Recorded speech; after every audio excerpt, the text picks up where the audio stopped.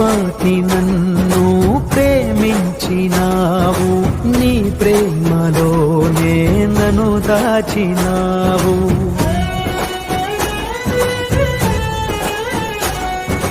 నా భారమంతా నువ్వు మోసినావు, నన్నెంతగానో హెచ్చించినావు.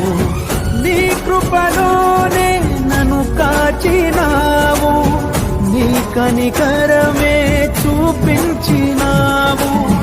నా హృదిలోనే నీ వాక్య ధ్యానం, నా మదిలోనే నీ నామస్మరణం.